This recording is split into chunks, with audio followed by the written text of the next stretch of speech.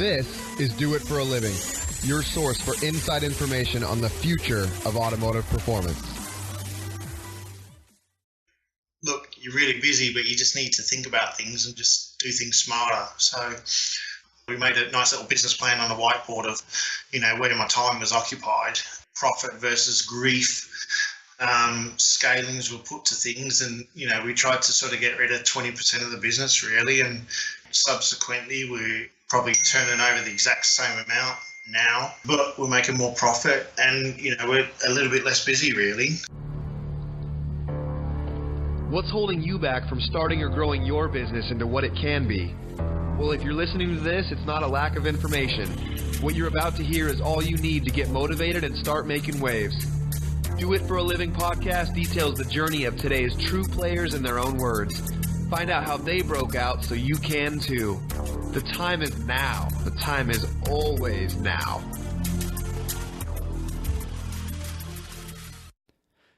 Welcome back to another episode of Do It for a Living. I'm Kevin Dubois. This week we've got Dave Rowe of EPS Motorsports with us. Dave is out of England, and I met him at Pikes Peak probably about 4 years ago. And Dave ran an Evo at the time, and he's also actually supporting a customer's Porsche at the time. And he's also had his own Evo up there running it himself. And he's been running an Audi Quattro that he's built that is quite an amazing piece of art, honestly. If you haven't seen it, definitely check out his Facebook page, and he's got lots of pictures of it on there. So, Dave, how are you doing today? Never better, Kevin. How are you? I'm doing great. It's actually really nice weather out here in Texas, and you're about to join us in the States here soon, so I think you'll be quite happy with the temperatures. So, yeah, can't wait. Yeah. So, Dave, how about we go ahead and get started, and why don't you go ahead and tell us how you got involved with racing? Give us a little bit of your background, your childhood, whatever kind of got you involved in racing and the electronic side of things that you are, I guess, a specialty in. Yeah, sure. I mean, I sort of, grew up in Melbourne, and my father was a big petrol head, and, we spent many a time in a garage. But my father was actually a fitter and machinist by trade, so we sort of grew up with a lathe and a milling machine, and, we used to just make stuff really, which is kind of cool. And then we always tinkered around with, sort of engines and bits and pieces and cars and, stuff like that as kids.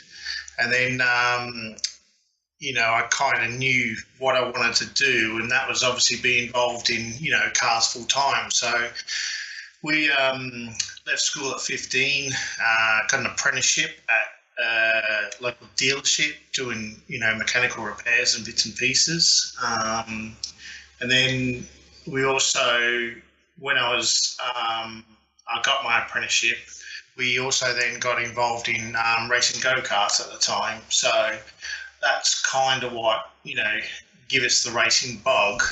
And so from 15 years old to probably about 18, 19, we sort of raced go-karts, two strokes. So every weekend and, I think Wednesday during the week, we used to be out, learning our craft, so to speak. And, a lot of good lessons you could learn in racing karts. They're so dynamic, and, there's so many little tricks you could do with modifying carburetors and, compression ratio, squish bands, even, ditching the grease out of bearings to make less stiction. And, so there's so much you could learn and do really. So, we learned quite a lot doing that. Really? You took the grease out of the bearings to make them spin faster? Hell yeah. They just didn't last as long, huh? Yeah, exactly. But it didn't matter because you just serviced them more often, and God, you used to even cut the seals so there was less stiction on the steel seals. So straighten the axle through the hubs, and there was lots you did. Because we were running a fairly closed class, where the engines weren't modified and stuff. So you had to do every little sort of trick in the book to, sort of get any free performance out of the car, So, yeah, it's good crack. That's awesome. So did you left school at 15, you said. So you obviously never finished high school, right? I guess. I mean, No, it's a bit different in Australia. You could, at the time you could kind of leave. Once you're past, sort of 15 years old, you can leave high school and you can get like an apprenticeship and whatever. So that was kind of what happened to us really. And so motor mechanic is a trade that's like 4 years long. So, we used to spend like 1 week of the month at college. Okay. So you'd learn the theory side of things, as well as the practical, when you're in a normal work environment. And the college was great for me. I absolutely loved it. We used to, where I used to work, I mean, it was good, but it was like still a workshop in that, you've got to, they've got to earn money and whatever, so they couldn't spend time to explain things to you. But, when you go to a college, they'll teach you, like our college was really good. They even, teach you how to blueprint an engine and why bearings don't spin and, like stupid stuff like that, and how brake master cylinders work and all that sort of stuff. And, to be honest, a lot of that stuff I still use today, really, because, that's what, when I'm doing track support with, sort of doing like the electronic side of things, I could also, tell you how a diff works or tell you how, something else works, really. So, it kind of gives me a good advantage, really. Yeah, so, definitely. Yeah, you've got to know everything works, don't you? So. Yeah, and that's like the big thing, especially with tuning, is recognizing something that is not a tuning issue and knowing that it's a mechanical issue. If you don't know the car inside and out, even mechanically, you're not going to understand the problems that you have tuning a car. And that's, knowing that stuff is a huge advantage. So yeah, definitely. And like so many times you might sort of, you get a job where, like, because we don't, when you tune a car, like you're expected to like shoot a miracle in like a day, aren't you? Right. It doesn't always happen, does it? You might be presented with a car and it might not be either making the power or it might be, stuff wrong with it. So, you spend half your day diagnosing what's wrong with it opposed to, actually trying to move forward and, tune the car. So, it does come in handy, that's for sure. Yeah. So you're working at a dealership and doing like the trade school essentially is what it is, right? Yeah.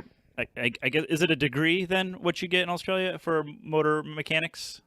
Yeah, sort of. You just become a fully qualified mechanic, really. Okay. So, yeah.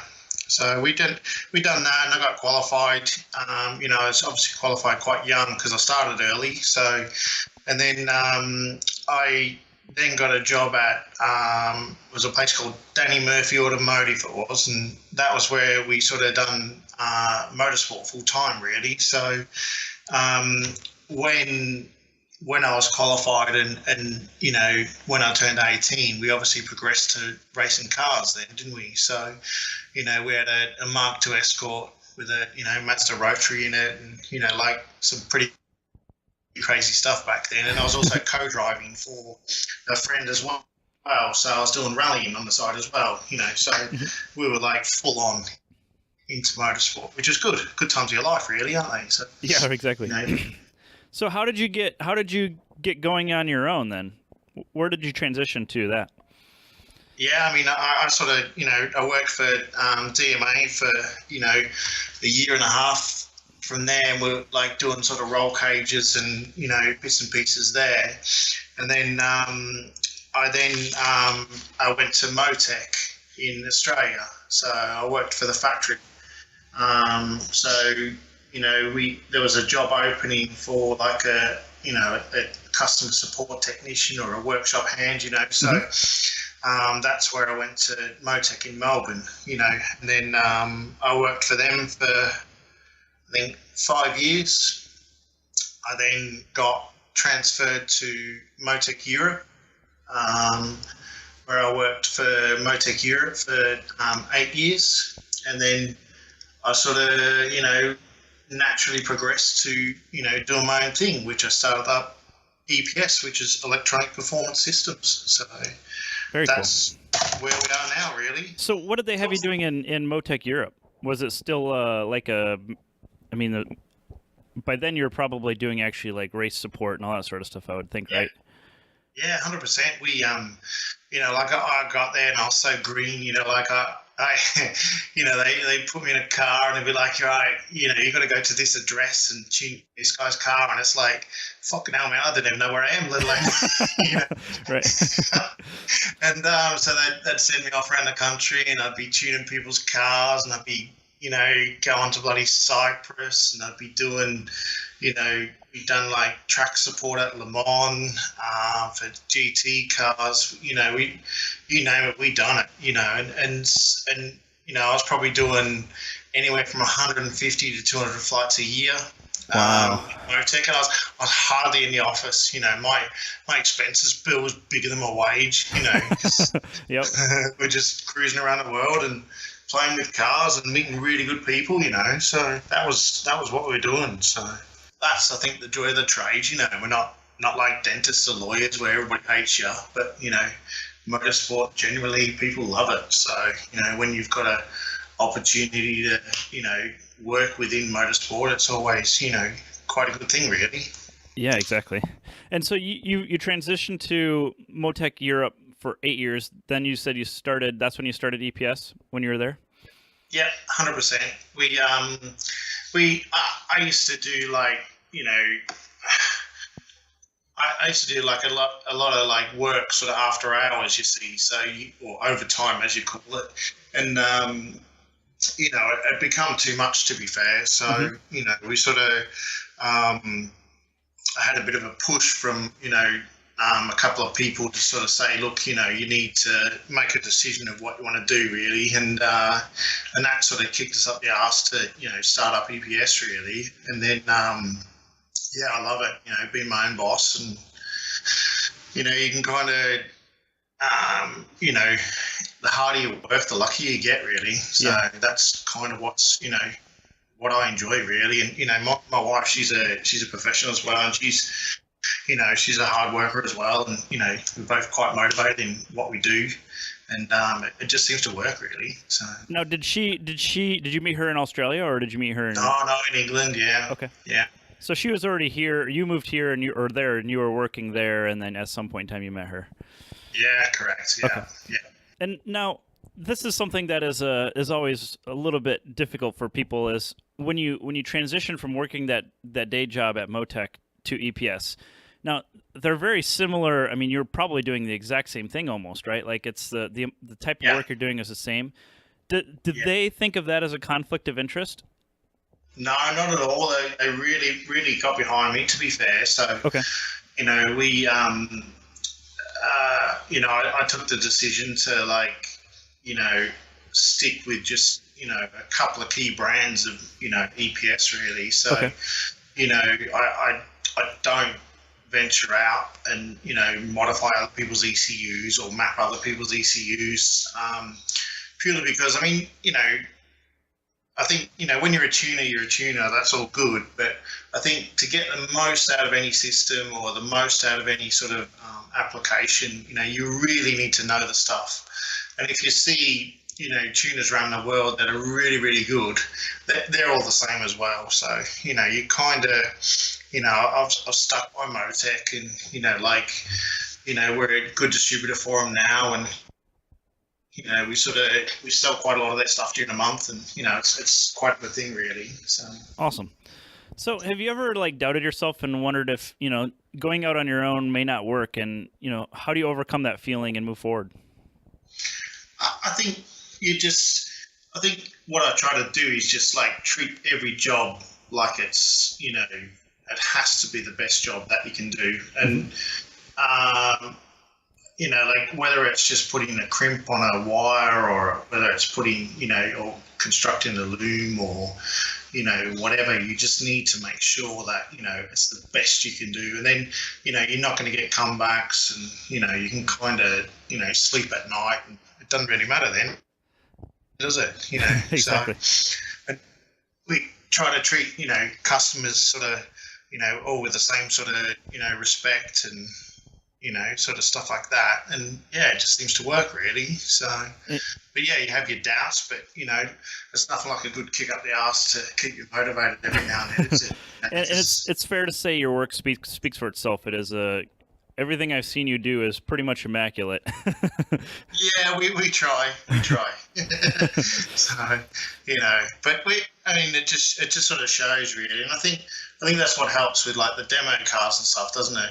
Like you get a lot of people that, yeah, they might be able to tune a car and whatever, but there's not many people that construct a full car and also go and race it, sort of go from there, really. And I think that's what helps. A lot of customers can relate to that, really. So right, and it also makes your track support easier too when you can actually give some feedback to the driver on what they're doing wrong. Yeah, 100%. So many times you sort of, experience is what you're sort of, paying for in this industry, isn't it? And then there's so many bits where you sort of think, oh yeah, I've had that, I've done this, I'm in that scenario, and and you can kind of relate to things a lot better, when you've done it before yourself. So, Awesome. Have you had a worst experience in business? We, a while back I had a scenario when I first sort of started out. A lot of the time in this gig now, it's hard to keep control over what's going to happen, really. So, and it's only when there's only so much time in a day when you can do things and whatever. And I had a case where, we had like a bit of a group booking of, a dyno mapping day, and it was a fucking disaster because, I hate being pressured to do lots of jobs in a day. I'd rather do one good job a day to calibrate somebody's car or something like that. And then, that way there's a little bit of contingency if something goes wrong and whatever. And we had like a scenario where there was about 5 or 6 cars come down and we're going to make a lot of money and this and that and whatever. And it just turned to crap, really, because you end up, trying to shove these cars out, and none of them are right and whatever, and a couple come back to bite me, and it's just not worth doing, really. So if you sort of get stuck in that sort of situation, it's good to just sort of recall back on that, and then make sure you don't get in that situation again, really. Right. So not biting off more than you can chew, huh?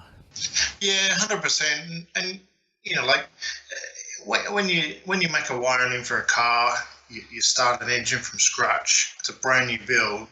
You got to allocate time for testing and stuff. Because if you expect to just start it up, shit a miracle, and go racing, then you're going to end up in trouble, really. So I kind of try not to put myself in that type of situation, really. So.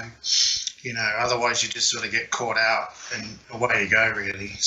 So what's something you're doing right now that has you fired up?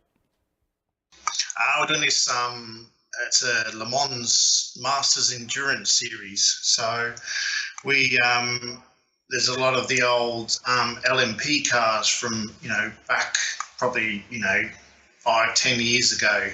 And we've bought a load of Peugeot diesels from Peugeot Sport. They're pretty cool, and we've got some creation LMP cars as well. So all these cars are getting sort of dragged out of the woodwork, and of course unfortunately a few mechanics have probably been not as kind and nicked a few parts off some of the cars, so they all need new MoTeC parts, and we've kind of been called in to commission all these cars again, so that's kind of exciting. So that's just a racing series over there, just like older Le Mans cars? Yep, 100%.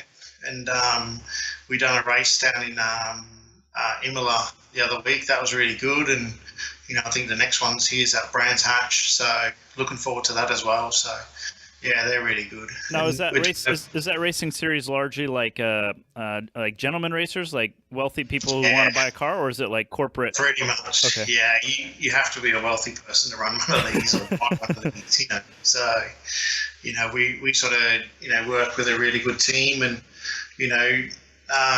the team we work with are very, very active in buying and selling cars, and making sure they are built right and run right, and of course we're interested in doing the electronics and stuff for them, and subsequently we also do quite a lot of track support as well, so it's keeps us busy doing that, really. So awesome. Yeah. Well, let's take a quick break here, and then we'll talk about your company here. We all know owning a shop is difficult, so we created My Shop Assist to help you manage the various jobs. Whether you run a machine shop, a performance tuning shop, build off-road trucks, or even do powder coating, My Shop Assist can help you. It is completely online and will help you schedule the jobs, log time on each task, track parts orders, and take pictures of the work. You can even export your jobs from My Shop Assist into QuickBooks as invoices. So if you're interested to improve operations at your shop, check out myshopassist.com to start your 30-day free trial. Okay, so Dave, why don't you tell us about EPS Motorsports? What kind of facility are you working out of? I actually work from home, Kevin. So the best, right? Yeah, it is. It's great. Like when you're not working or whatever, you're not, paying overheads, are you? So, but we've got an office downstairs which I can, do all my paperwork, etc. And then I've got a room upstairs which we do all wiring looms and testing of components, and then got a garage where we can do injector testing and other bits and pieces really. So yeah, that's us, and 90% of the work's really on-site stuff here. Okay. So that's what I was going to ask. So it sounds like most of it's outside track support then, huh? Correct. Yeah, and we've also got a rolling road down in Northampton at a company called VRS. We use that quite a lot, and that's a four-wheel drive rolling road where we do all the calibration work. How many people are working with you? Is it just yourself? It's just myself, okay. Yeah. So we do the accounts, empty the bins, everything. So yeah. Excellent. And how has the business changed over the years? Is it still just like largely the same type of work? Like selling hardware, installing it, building looms, and track support? Yeah, that's exactly right. When we first started EPS, like I said yes to everything really. So, because you don't know what the hell's going to happen, do you? And right. we done really well on turnover and bits and pieces, but God, you nearly kill yourself, and sort of the second and third year, the accountants, look, you're really busy, but you just need to think about things and just do things smarter. So that's kind of really what we tried to do, really. And we sort of, we sort of cut out, sort of 20% of the business. And, we made a nice little business plan on the whiteboard of, where my time was occupied, okay. and who was occupying it, and, profit versus grief. Scalings were put to things, and we tried to sort of get rid of 20% of the business really, and subsequently we're probably turning over the exact same amount now, and but we're making more profit, and we're a little bit less busy really. So it's trying to give value to the people that matter really. So I want to talk about that. That's actually excellent. So you may not have a formal business plan written, but you took the time to put it on a whiteboard and analyze where your time is going, essentially, and that's really how you make money, because your time is money in a service-based business like this, huh? Yeah, 100%. Yeah, and it was really easy, and of course, you kind of, implementing it is the harder thing. Right. It's all good sort of saying, I don't want to do this anymore, but trying to tell that person, why you don't want to do that, that's a different story, so you've got to, be upfront with some people, and, either, change your price structure so you don't have to, do that, or, go from there. But, and half the time it's a bit of a catch-22 as well, because, I get a lot of people that, I can be flat out doing nothing, and be not busy at all. Then you get people like, oh no, you're always busy, that's why we didn't call you. I was like, damn it. It's all good, everybody, thinking that you're busy 24/7, but, sometimes it's good to, make sure that people, are aware of what you're doing really. So, right. Yeah. So did you, when you did this kind of analysis of your time, do you see like a return? Was the return pretty much immediate on that as you kind of implemented it? As far as being more profitable as a business? Yeah, it's not masses amounts, is it? But you can be busy, and you can be busy making money, can't you? So, it's just a matter of making sure that, what you do, and you are actually making a bit of a return out of it, really. So, Okay. and then the bit you got to do is not put yourself in that situation, Mm-hmm. because you know that if you go do certain things that you're never going to get paid for it. So just don't go and do it. Right. It's easier said than done, isn't it? But that's generally what we try to do, really. So how do you break down your revenue then? Is it like, how do you break down with hardware, track support, and then I guess tuning, or do you kind of consider the tuning and the track support all the same thing? Yeah, same thing, really. Okay. We just sort of, unfortunately, that's the downfall of only having one of me. It's there's only so much you could earn per day, isn't there? So, we try to push the parts side of things as well, and that's the joy of having the loyalty with MoTeC and KA sensors and stuff like that. You kind of, a lot of the customers, they like that continuity. Because if you start okay, this year we're going to sell another brand of ECU and whatever, the customers don't really like that. Well, I don't think they do anyway. I wouldn't. So, they sort of know that, okay, if it's a MoTeC, yeah, go to Dave, he'll sort you out. We do a lot of stuff to the trade as well, so, fortunately I can get quite a good discount from MoTeC, so I can then pass that on to fellow trade members, and, Okay. they sort of make it a bit of a no-brainer, really, to, ring us up when we get, I can still offer them proper tech support and bits and pieces. And you're in kind of a unique position, having worked for MoTeC for so long, and really being an expert in your field. You can tell people exactly what hardware they need to use, whereas like a lot of people in our industry, they're just trying to sell whatever they can and will work on anything, so that way they can make the sale, which makes them kind of like a jack of all trades but master of none, right? Yeah, 100%. Yeah, and I think that's why, when you've been doing it for a long time, you kind of, I've got a formula of what parts I use, and you just sort of know what works. So it's just a matter of trying to keep that continuity, really. So and it's also pairing up with the customer's needs as well. It's all, a lot of people in motorsport in this industry, they'll because he runs in time attack, he thinks he needs, laser ride height sensors, damper pots, this and that, Uh-huh. everything that, a modern time attack car should have, and it's all very well having all that, but if you've got nobody that can read them with a laptop and whatever, then, you just spending money for no reason, really. Yeah. So, you got to match up, the sort of level of hardware and software for, what you need to sort of conduct yourself in this industry, really, or in your motorsport needs. So Yeah, exactly. So do you find it difficult to manage the workflow of all your projects? Yeah, because the killer is everyone's got a deadline of March and April. Okay. When racing season starts. Yeah, that's it. Race season starts. I'm sure people sit around in December, January time and thinking that there's something coming up soon. I'm sure I've got to do something, and it's drag the car out in February and then panic, that you're racing in March and April, so Mm-hmm. So we try to, and November, December's a traditional quiet time for me as well, so I try to sort of knuckle down and just reduce the cash flow, in these sort of dates as well, to get through Christmas, and because unfortunately that's the thing when you're self-employed, you grow to hate holidays, and any time that you're not actually working, you don't get paid. So, And you're just spending money is all it is, right? You spend lots of money on holidays. You are, yeah, 100%.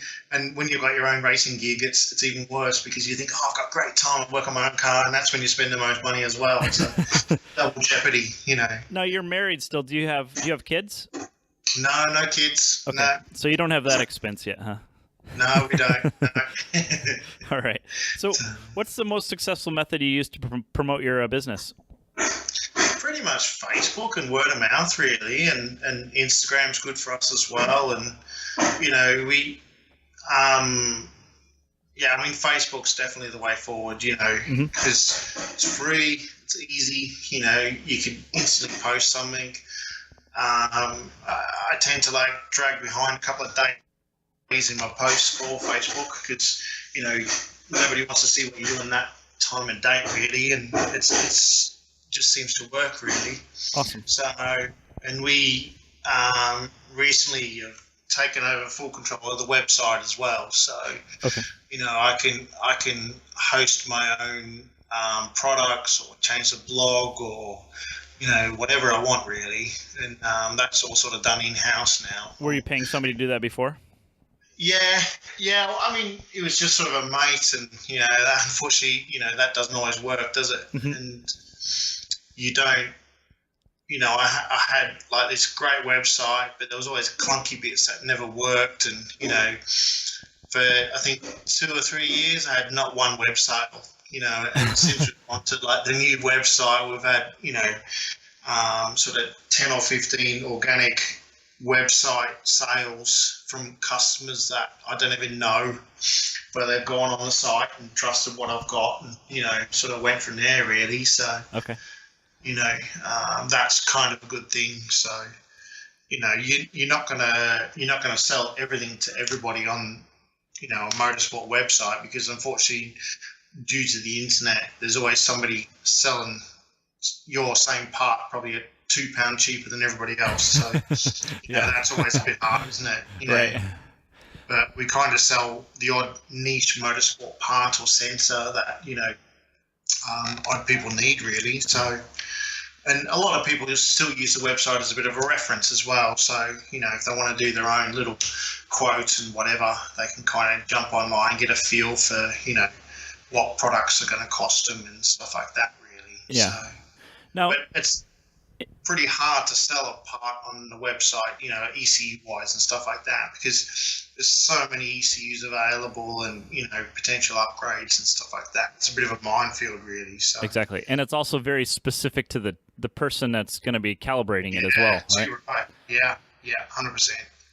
Now, in England, there's a lot of motorsport stuff out there. And so, I mean, word of mouth is obviously really big for you, but like, I can't imagine there's a whole lot of people that are able to support like a Le Mans prototype car, right? So is your customer base just kind of grow by, hey, Johnny was racing Fred and Fred said, hey, go to Dave, he can fix your car up? Is that kind of how? Yeah, that's it.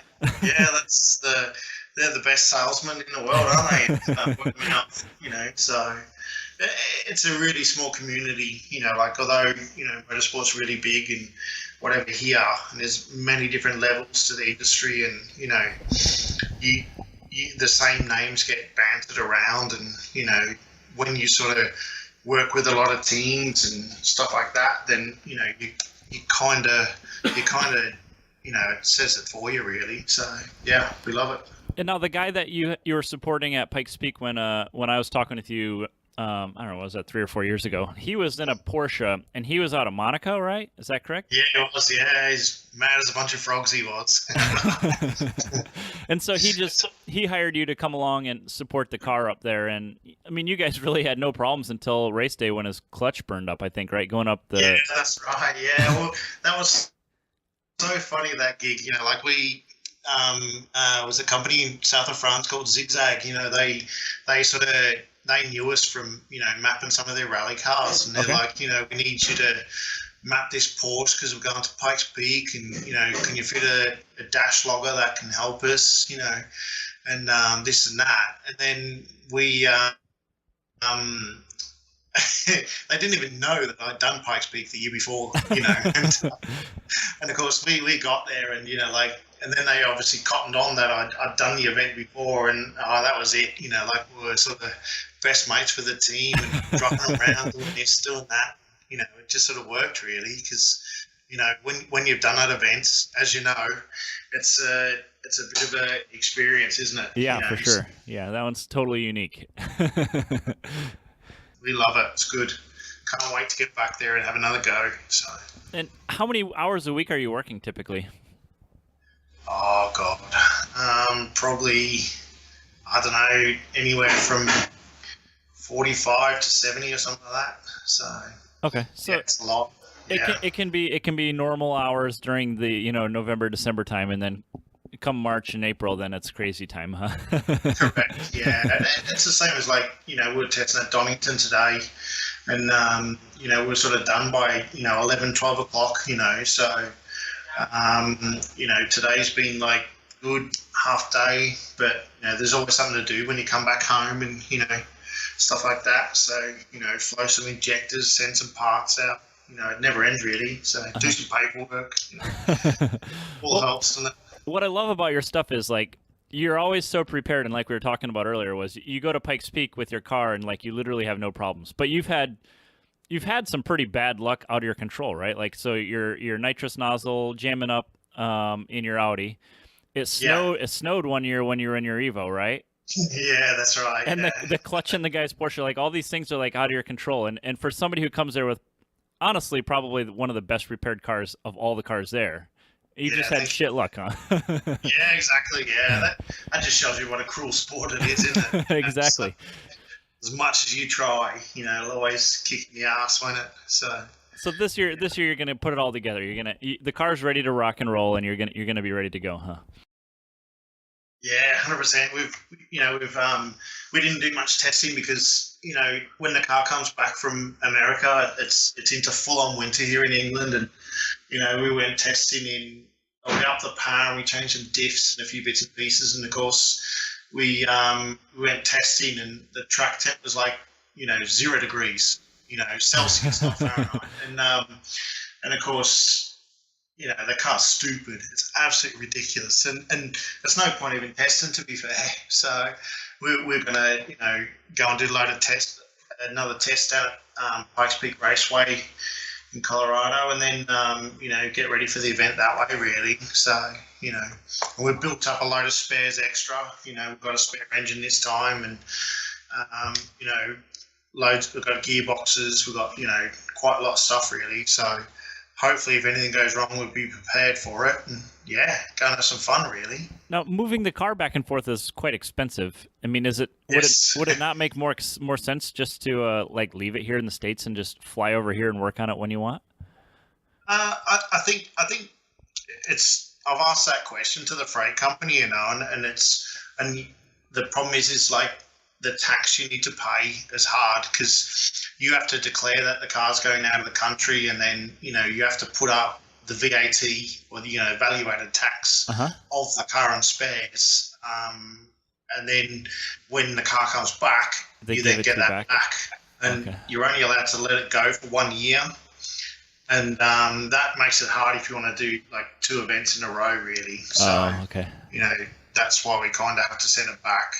And to be honest, it's not a bad thing because, there's always a big list of stuff that we want to do and upgrade, on the car, and, ready for the the following year, and then, go back out and have another go, really. So. Okay. And now you're the time you're spending on other people's cars, does that justify the pay you make? Is it worth your time, I guess? Yeah, 100%. Some jobs pay more than others, but, on average, it's sort of, it's definitely worth the hours that we spend. So you're beyond the point of having to charge $200 to tune somebody's car, right? Yeah, exactly. Yeah. It's, definitely. Yeah, there's nothing worse than, you get somebody that's I had a guy drop his Mitsubishi off once, and he's like, oh, so is this going to take long? And it's well, yeah, it's going to take as long as it takes. And he said, well, this guy tuned my Porsche the other week, and it only took him 25 minutes. And I said, well, dude, that guy probably didn't tune your Porsche. He probably loaded the file in and, hope for the best, and, away you go, really. It's a different gig when you're doing custom remapping, and, you're sort of pushing the limits of power levels and stuff like that, really. So, it's good. What's something you struggle with in business, and how do you deal with it? I think it's keeping up with demand, really. That's the hard bit. There's only so much you can do, during the day, and for various customers and stuff like that, really. So you just got to, when you're not so busy, it's just either gear up to make sure that you've got, parts in stock, and, all your sort of day-to-day running bits, ready to go and to be efficient, really. So okay, we try to, we don't have like a freight company that comes to my door every day to deliver freight, because half the time I'm never here. So right. it's hard that way. So we try to make use of like, local post systems and, DHL do a drop-off point at different locations throughout the country, So Okay. if there's stuff I've got to send via Europe, I kind of just try to, take it with me, and then, during a lunch break, I can sort of duck out, drop some bits off, and, away we go, really. Okay. So, And since you're traveling a lot, do you typically, do you roll your travel expenses into the, I guess, the bills you're giving your customers? How does that kind of work out at that level? well, most of the time, I always sort of get the customers to book the flights and, accommodation, because it just shows a bit of commitment, doesn't it? Because there's nothing worse than, I've had it before where I've booked a flight and, the gentleman's turned around and said, oh, no, the car's not ready. And then you jam with this flight ticket up your ass, and and it's always hard to get the money out of them later on, isn't it? Right. So it just it shows a bit of commitment, and if they book the flights and accommodation and stuff like that, and away we go, really. And then in my busy season as well, I take deposits from people. That also shows commitment as well, because if you've got, it's not fair on my good customers that want to, book some of my time, if I get people cancel and stuff on me. So yeah, for sure. There's nothing worse than, somebody comes up and he's, I can't map my car today because of whatever. At least £100, shows a bit of commitment. Awesome. That's actually really interesting. Okay, so Yeah. do you have a 1-year plan for the business? Yeah, definitely. The plan is, this year is to get the website up and running some more. Okay.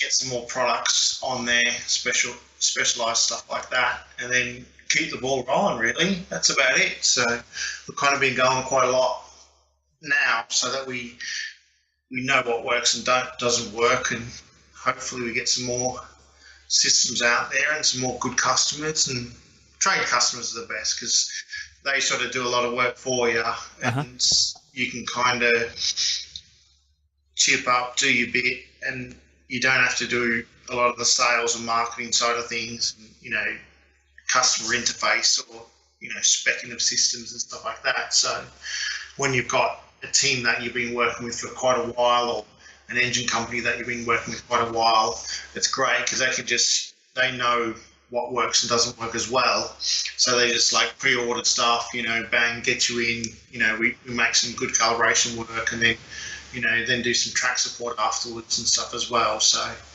that works well as well. So Now, do you have any plans to bring any more people on, or is it you just want to kind of keep it yourself and control everything? Yeah, I just want to keep it myself, really, because doing calibration work and stuff like that, like, it's really hard to trust people to have the same commitment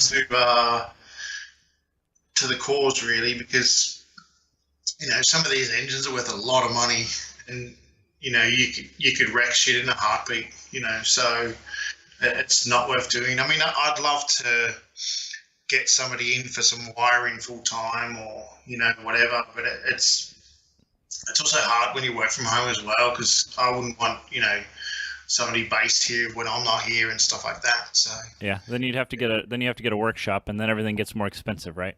100%. Yeah, exactly. So, and it's cost versus reward it's not worth it. So. Okay. And we like to take action on Do It For a Living. Can you suggest an action item our listeners can take away to improve their situation?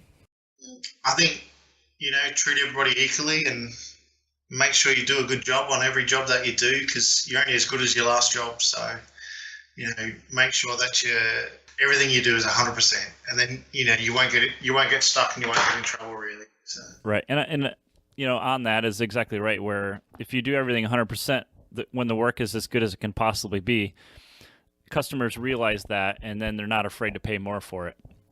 Yeah, So, exactly. Just a bit of continuity, and if you don't know something, just ask, because people aren't ashamed about people asking if there's something wrong or stuff like that. So maybe don't ask straight away, but note it down and research it. If you don't know something, there's plenty of information out there. So go back when you've got some spare time and read up on it or whatever. You can soon learn about it. So.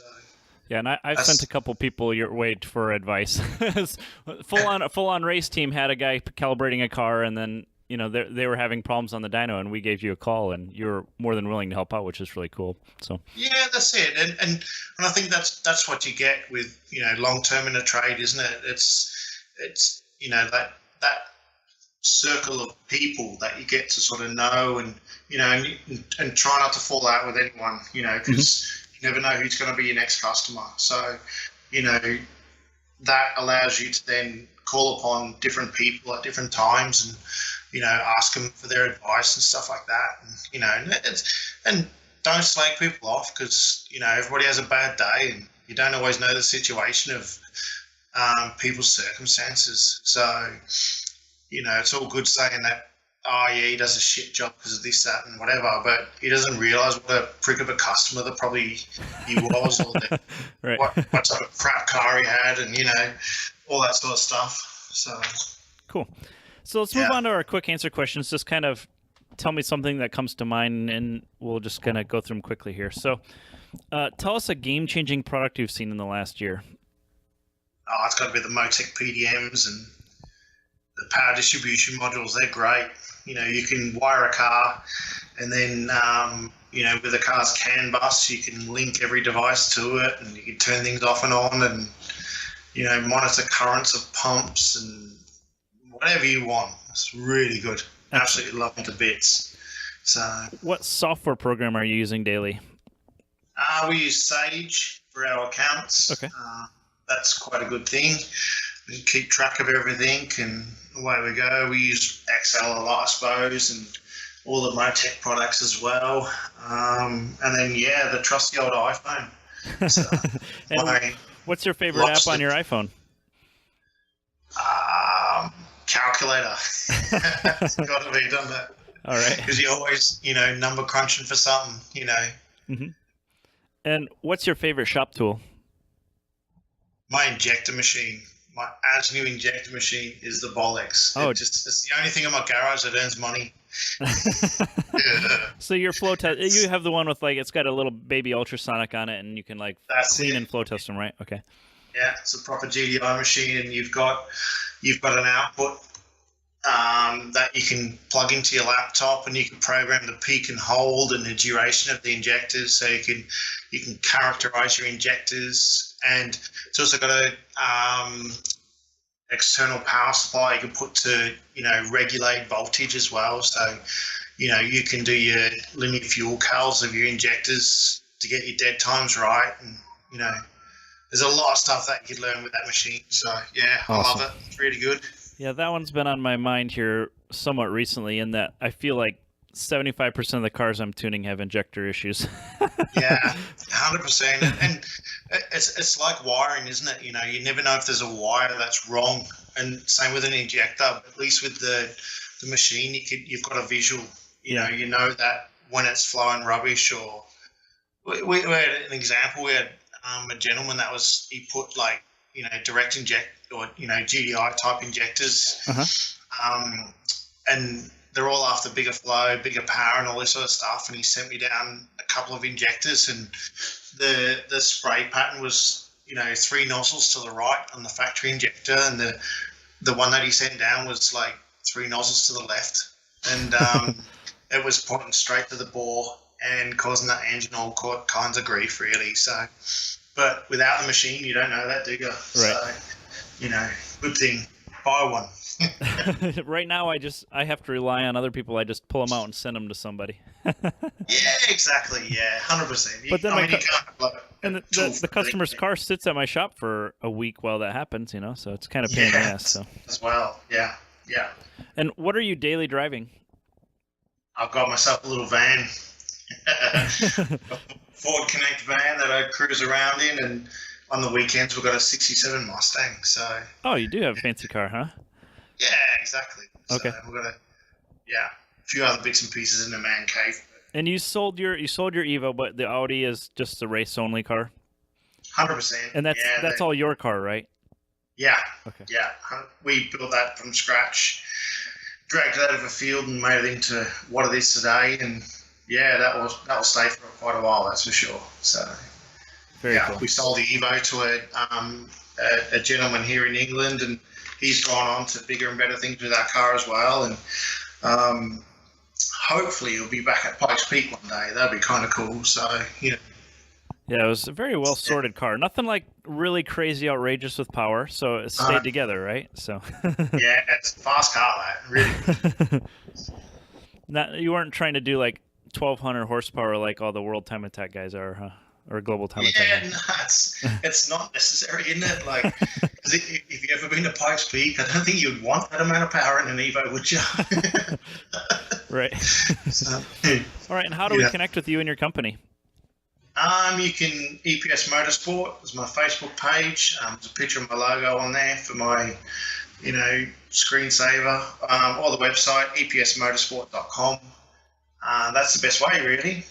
All right, and for those people who are interested, you do travel all over the world, don't you? Because I remember you telling me you were in the States working on people's cars. You've gone all over, huh? Yeah, we've been everywhere. So we've done the World Rally Championship a couple of times with some customers.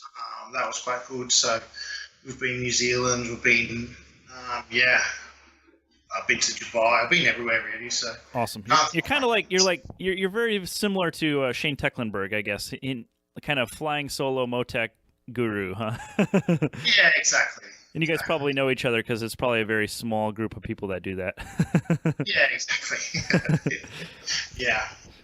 Awesome. Well, I really appreciate you taking some time out of your day. No problems, Kevin. Keep up the good work. And all right. Well, good luck at Pikes Peak this year. Thank you. See you soon. Thanks for listening to Do It for a Living. You can find out more about this guest, this show, and even details about what we just talked about at our website. Check out the Facebook page at facebook.com/doitforaliving and tell us who you want to hear from. And most importantly, subscribe to the podcast. Click subscribe. Do it now. Seriously. I'll wait while you grab your phone. Open up the podcast app. Tap the subscribe button. When you subscribe, you help us gain momentum and attract more high-level guests. Thanks for listening.